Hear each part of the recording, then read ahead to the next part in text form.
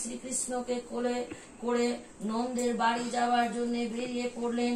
প্রহরীরা সকলেই তখন ঘুমে অচেতন, কেউ কিছুই জানতে পারল না।